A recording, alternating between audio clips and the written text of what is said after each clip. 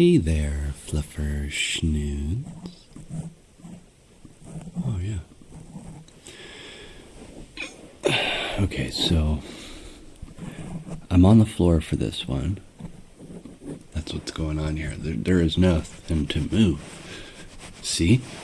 Look, there's no like squeaking my chair. My butt isn't making the chair squeak and make other crazy noises. I'm on the floor. And maybe this is the way. Honestly, like the tables are convenient because you're sitting, but I cannot make the noise go away, whether it is the card table or like I have a plastic camping table or I've got my chair. And the problem is, I'm like just jumping right in. The problem is I have everything, all of the volume turned up to 1,000,000%. So any little sound, no matter how small it is, will get through and it will sound like I'm in a stadium. And honestly, if we just sit here for a moment,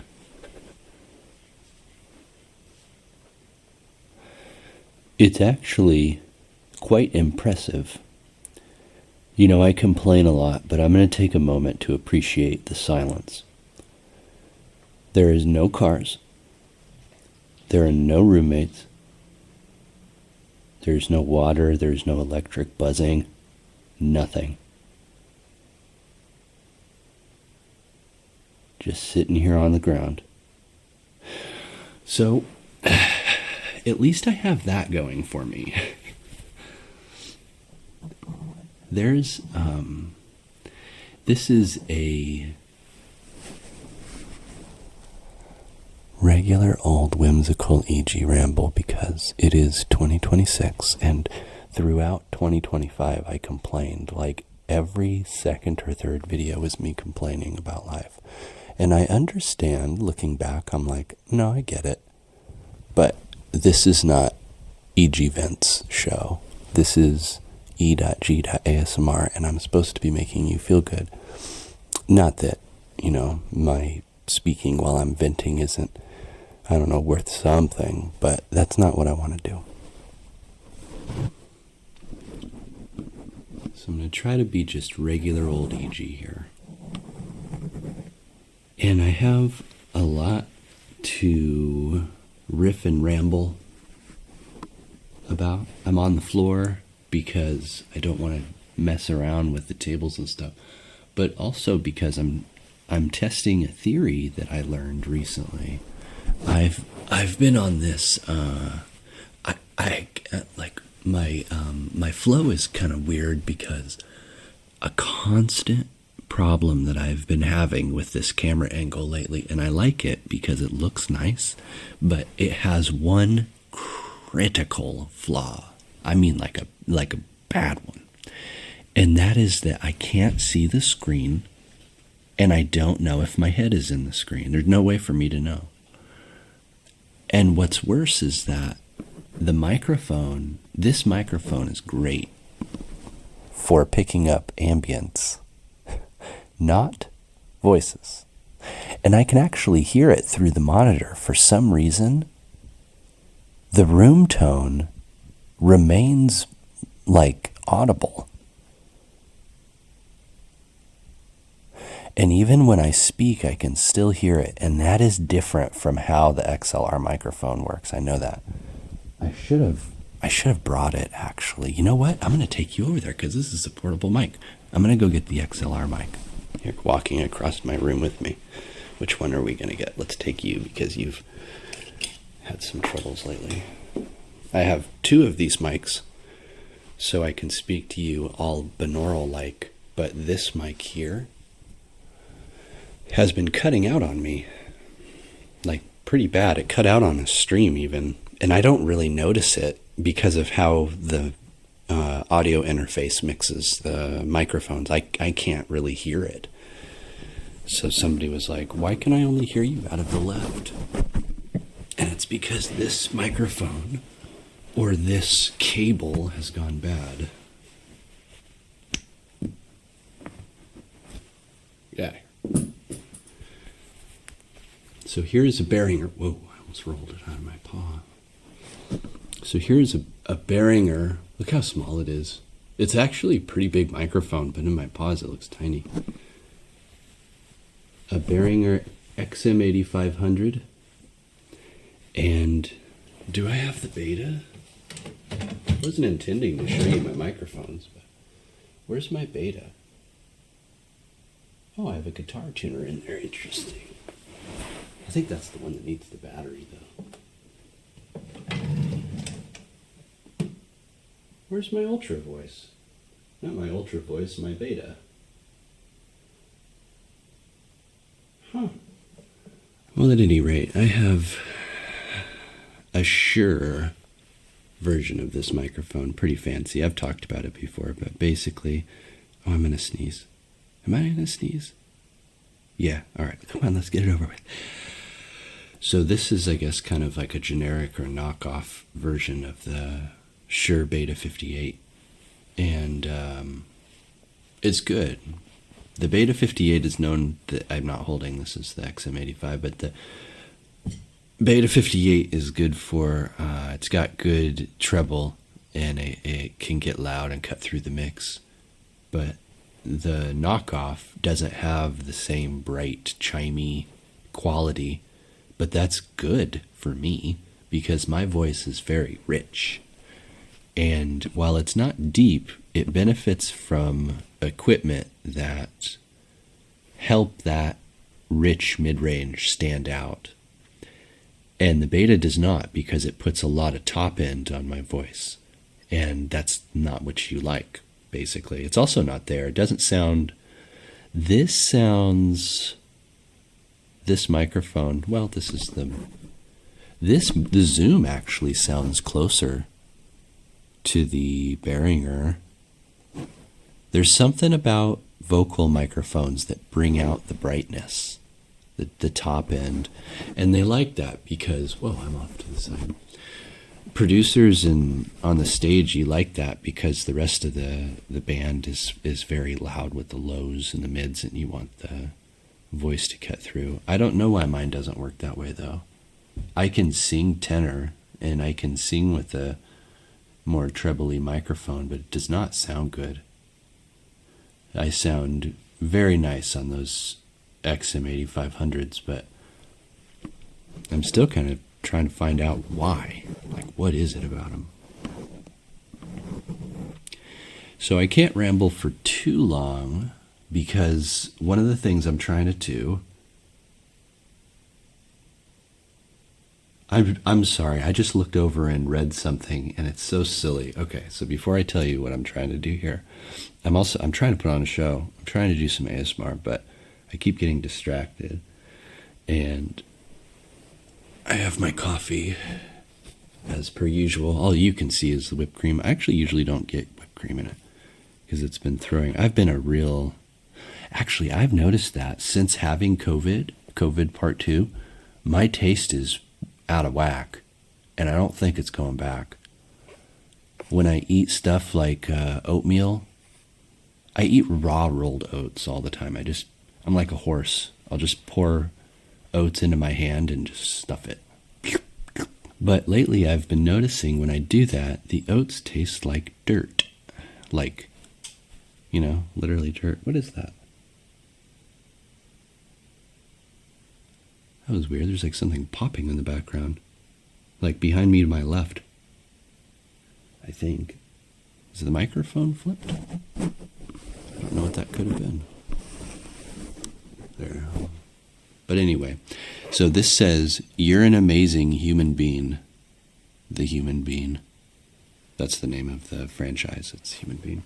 I didn't go to Dutch Brothers this morning. There's a reason. So if my head pokes in, I'm really hoping I don't have to. If my head pokes in, I will put like a little wolf emoji or like an Egee head or something up there, whatever, to block it. Because I really don't want, that's just part of my style. I don't want my head to show. Not here. It's just like I have a thing going on. and I take it more seriously than maybe I should, and that's just how it is. But with this camera angle, I don't know. If my head is showing right now, I have no idea. I could look up, but then my head goes back, so there's no way for me to know. But I'm doing all of this. So I set this setup in the morning. I said that backwards. I set this whole setup in the evening last night before bed. I sometimes try to get work, not like literal work, but like I'm like, oh, I could do this before bed. I could do this. I've given up. I'm done. I'm not trying to work before bed. It never happens. It just never works. I always fall asleep, or the quality of my work is really poor and I've got to redo it. So I'm not doing that anymore. Once 6 o'clock rolls around, I'm done.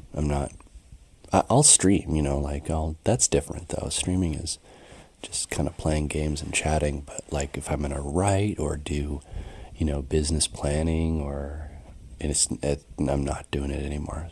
So what I did before bed last night was I set up this set. So a common gripe that I've been having lately is that I don't have the time because of my full-time job devouring all of my time and energy.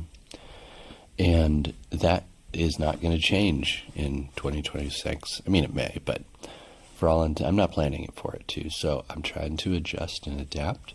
We're talking to full-time Egee right now. So before, with a certain open Egee, I was doing this full-time and I could produce weekly, but those days are over for now. So instead, I will set up for the shoots in the evening, and then I have at most 45 minutes to record in the morning. I cannot squeeze any more time. If I go over, then I have to pay it back and myself back in another way, and it's just, I might do it sometimes, but I can't do hour-long videos like that anymore. But if I set up in the evening and then record the following morning, I can edit the following morning, and then publish it to whomever before the week. But I'm also trying to get back into my Linux channel. It's not even about channels, really. That's something I'm trying to do away with for 2026. I actually had stuff I wanted to show you, and I'm talking about time. Actually, I don't have a clock anywhere. I'm flying by the seat of my pants here. But I have stuff I wanted to show you, but with my rambling, I don't think we're even going to get to it. If I have like 30 minutes to record and I've been talking this whole time, more to talk about than I have.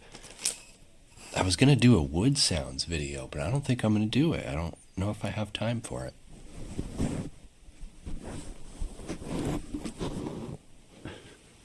This is a piece of wood.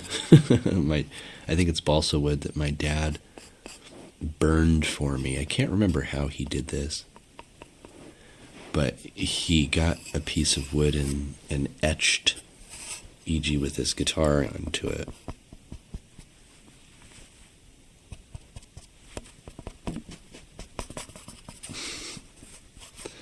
Well, it was a cute idea, but I'm in the flow. Oh, that coffee is really good. Very, very tasty. It's not... Dutch Brothers is really sweet, and I like that sometimes. But Human Bean is the opposite. It's actually very bitter. It's more like coffee. So I've got this silly Egee channel. I didn't mean to say it that way. So I have this silly Linux channel that was a frog in my throat, now I'm going to sneeze again. Baby, please, give me a break. Okay, I think it's gone.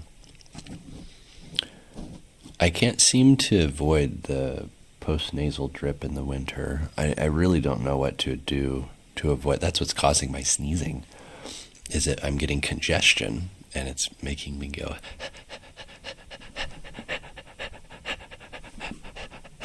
You guys like that?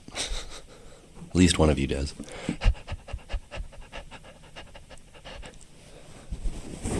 YouTube channel, I've had a complicated relationship for a long time. It's actually why I made OpenEG. And yeah, the conflicts I've had with that channel have not gone away, so I've decided to pivot away from my bread and butter, which was Linux content, and go my own way and do content that I like, even though it gets relatively not very many views, and there always seems to be some jackwagon that rolls in and says, "Oh, you suck. Oh, this isn't what I wanted." And it's just exhausting is really what it comes down to. Like, every YouTuber has experienced people coming in with crappy things to say, and I mean, no, like, some people cater to that sort of thing, but when somebody's just talking about something that they like, hey, I really like, Matchbox cars or something, and somebody comes in and says, "Those are so stupid, these little stupid cars." Like, why are we doing that? I'm actually taking a stand in 2026, and I think that those people need to be shadow banned, and you actually can on YouTube. You can, there's an option for commenters that you can click them, and it says hide their comments from your channel. And that's shadow banning, because it doesn't tell them that they're hidden. They just post and it goes to nowhere. And I found that people who do that, people who drop into videos and just leave like crappy comments or something like that, they're oftentimes caught up in who saw or who consumed that message, Like, if they really didn't care, they wouldn't post it. They're posting it because they want somebody to see it. So shadow banning is the worst thing to a troll that you could do, because they're spending that energy and that negativity to, they're trying to, what's the word? It's divisive, but, there's all sorts of terms for those sorts of people. They're just poking the bear. They're just trying to get a rise out of you. Well, I mean, if they don't realize that they're poking a wall, then you can just sit there and laugh at them. And that feature's actually been on there for a while, but there's kind of this culture among YouTubers, I think, to not delete those or remove them and instead respond to them or screenshot them and post them to social media, which I've done all of the above. But I've come to the conclusion that the best thing to do is to just take their air away. And like, when they pop up, they're like a bubble, like you're looking at a pond, and these ugly little bubbles pop up, and you just pop them. That's all you do. Just make them go away, and you never see their comments again. I found this out because I was researching, and I'm like, what can I do to just, like, could I just publish videos on my channel and make them unlisted? So like, that just kind of removes the whole YouTube community aspect from it completely. But one thing that is nice about YouTube is that it is a marketing highway. That's how people discover your content. So if you take that away, then you're stuck with just how you market and socialize your content, and that is work in and of itself. So YouTube is providing a great service with the algorithm. We complain about it, but it automates so much of what you would need to do as a creator to build an audience. So it's a very love-hate relationship. And unfortunately, the algorithm pulls people, it's not even the algorithm, it's a people problem. There is always going to be asshats, as they are called, everywhere. They're always there. You cannot get rid of them. There is no universe where they don't exist. So I think the next best thing you can do is exclude them. Like, we don't have to tolerate them. So if you, like, and not figuratively you, but just like anybody, if you see a nasty comment or somebody leaving energy on your space that you don't consent to, don't respond to them, and don't even delete the message. Just mark it as, this person can't be here anymore. Boom, it's done. Now the funny thing is that I don't want to turn this into a complaint fest or a comparison. I was just about to say that with ASMR, even furry ASMR, with significantly more traffic, more views, more everything, I get like no negative comments. Maybe one here or there. Like, I'm not going to say 0.0, but compared to other communities, I'm not going to say the Linux community. I think it's a tech thing. I think if you look up Dunning-Kruger, I think that is the cause. Legitimately, across tech and less gaming, I think that it is a tech thing. I have a theory on this, actually. I have a theory on why the tech community is so toxic.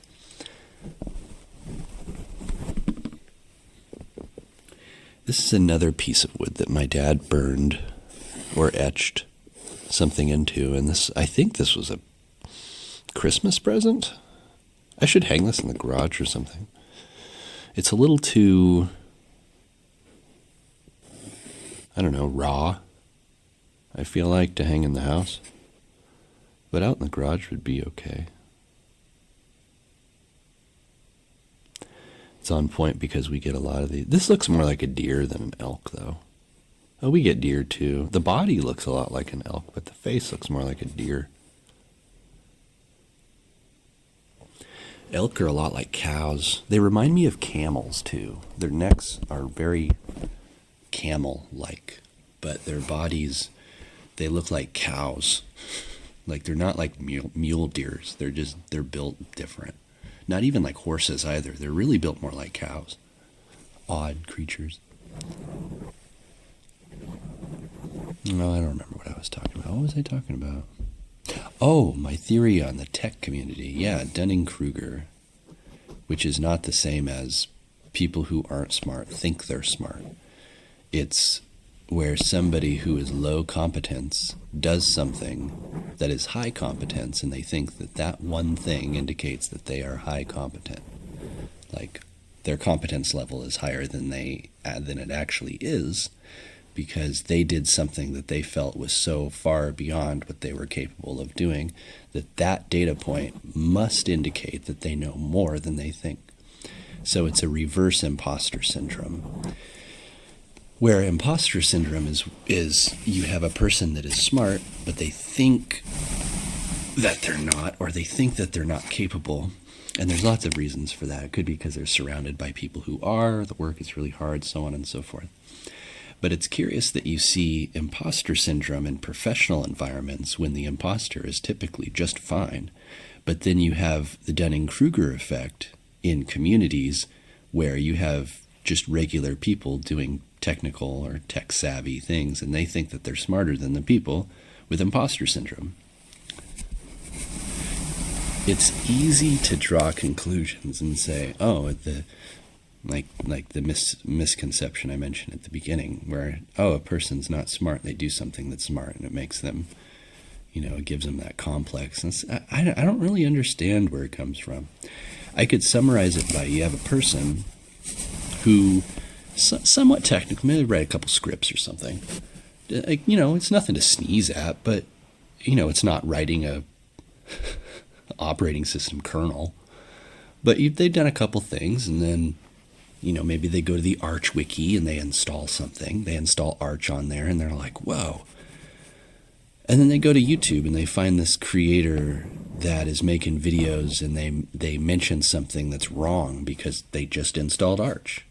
And then they go to the comments and say, you idiot, you're supposed to be this big person that knows it all.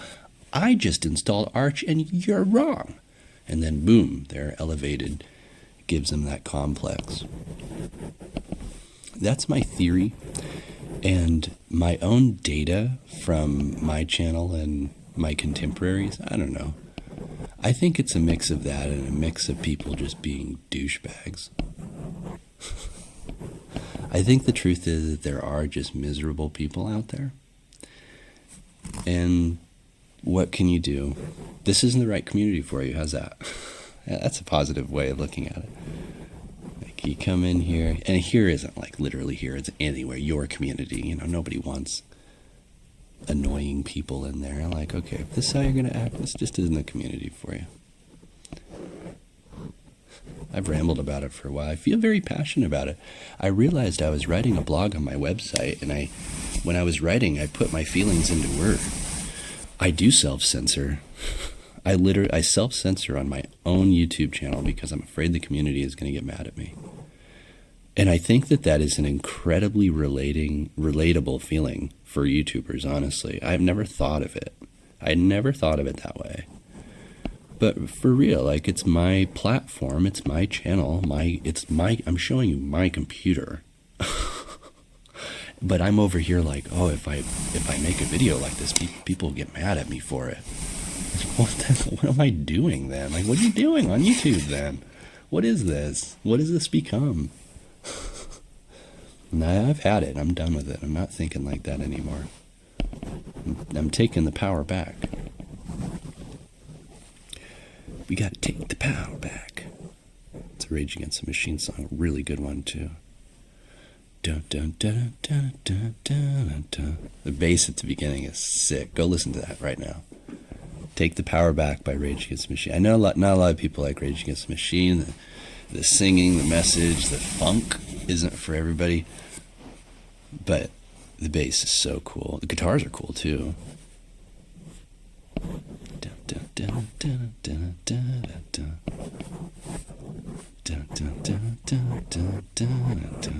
I gotta find out how he does that. I've been playing bass a lot lately. I haven't studied. Who is that? Tim Cromerford, I think. Guitarist is Tom Morello. The singer is Zach De La Rocha. And I don't know the drummer, but I know he plays a lot of stuff. I also liked Audioslave, but Audioslave is one of the weirdest bands to me, man. You have Soundgarden, Chris Cornell, and then you have the band members from Rage Against the Machine come together and make this strange alternative rock band. Most of the songs they weren't bad. They were just like, what is this? Like, it was alternative rock music, but it was very strange. Like, there's a song called Gasoline on their first record that's pretty good. But when I listen to it now, I'm like, I don't get it. Like, what's the rhythm? What's he singing about? And most of their songs are like that. But then I think that if one song that most people know from Audioslave is, they have a few really good singles. Doesn't Remind Me is probably my favorite song. And the solo in that song is incredible. Not just for the technical aspect, but it's incredibly emotional. A really good example of a guitar, putting emotion into a song without words. It's not just a solo, it's like communicating something. I Am the Highway was a single by them. I didn't like that one, but a lot of people did. It's a really heavy song. What is it? Cochise is really cool. That's a good one. You should listen to that. It starts out with Tom hitting the guitar strings with a pencil, and he's using a pedal to get the effect out of it. I don't like the song is cool. The way he sings it is cool. I might listen to Audioslave after this. Oh, save yourself. Figure that on me. Yeah, Cochise is one that I struggle to enjoy because the melody is really weird. And yeah. Show Me How to Live is a good one too. That's very heavy. It's got a great riff at the beginning. Da-da-da-da, da-da, da-da, da-da, da-da, da-da, da-da, da-da, da-da. And then Chris hums in that one. He sings like really super low, and then in the chorus he goes really high. I love Chris Cornell. He passed away very, very sadly, but my God, just incredible singer. He sung, from what I understand, he sung with SM57s, which is often what you use on guitars and drums and stuff. I actually have one. The SM57 was my first microphone, my first XLR microphone. And I actually used to, my very early Egee tech stuff, hobby stuff, I actually recorded with that XM, or not the XM, SM. I never realized how similar those were. That's probably by design, isn't it? XM, SM. But I originally recorded on that, but it has, you can't, when you turn the gain up, it brings a lot of buzz with it. And the buzz goes away when you get sound on it. So you don't really hear it in the record, unless you want to, I guess. But it's just hard to work with my style because I don't use background music or anything like that. So it cuts right through. Well, I need to have a timer because I don't know how long I've been going for. Something else to consider is the longer the video it is, like the longer it takes for me to edit it. So I can't have it be that very long because I just don't have very much time in the morning. But this is where I'm going to wrap it. Saw nothing. See, that's what I'm talking about. I can't. I'm sure I'm showing my head all sorts of places. Here, you can see my knees. Tried to pick you up, but I dropped you. Okay.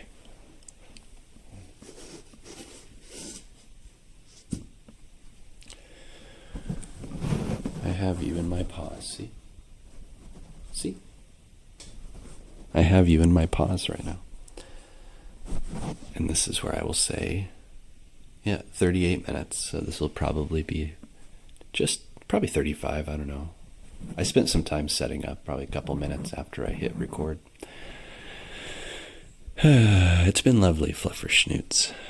I don't know when I will. I have Good Girl that I'm going to do. I promised it months ago, and I was going to do it at the end of December, but I didn't get to it. And I thought about doing it for this video, but I wanted to come back with just like a really authentic ramble for you before doing a single, a radio single. So I don't know when my next ramble will be. Maybe next month, something. I don't want to leave you hanging. You know, even when the debacle happened last year, you did not lose me. With everything going on, work, life, all of it, I'm still here and I will continue to be here. If you do not see me or you wonder where I am or what I'm doing, I have a website, egee.xyz. I also have egee.io if tech and stuff is more your ballpark. I am on Blue Sky as my main, I guess, promotion. Like that's where I post my content and stuff. And I am on Mastodon, and that is where I vent, it seems. I'm just taking that. I'm claiming that as my Mastodon. That's where I vent. And of course, I am in Discord. If nothing else, you can go there and find me and say, Egee, I'm looking for this video. Egee, when are you going to make this video? That's fine. I don't get it. People DM me, people message me. I don't get mad. You just can't get mad at me not really. Sometimes people message me like on Telegram, and I don't go there very often. You can message me all you want. It's just a matter of whether I respond. It depends on how busy I am. It depends on how I'm feeling. But yeah, sometimes people are like, I'm sorry for bothering you. I'm like, do you guys get yelled at for messaging people or something? I've never understood that. It's like forums. I had that beef with forums. Somebody's like, hey, I'm trying to do this thing. Can you help me? And like 5 people are like, you scumbag, you could have used the search. Instead, you posted like a cretin. How dare you? Like, it's a forum. What do you want me to do? Use the search. Okay, bye. And then suddenly, forums have died.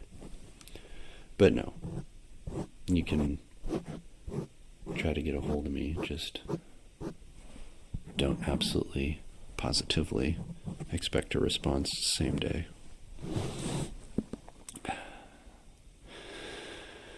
All right, that's all my rambling. I've got real life to do. Today is my first day back at work from my vacation. I have no idea what to expect. I have no idea. I hope it'll be good, but we'll see. Until next... Whoa, I think I accidentally just I raised my voice and it sounded like I blew out the microphone. Until next time, fluffer schnoots. I will see you then, whenever then is.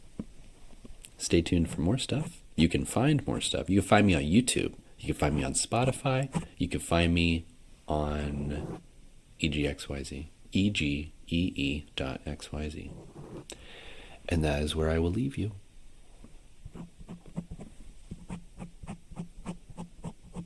Oh, this is how we'll play you out. All right. Stay happy, healthy, warm, and safe. All right, fluffer schnoots. Bye-bye.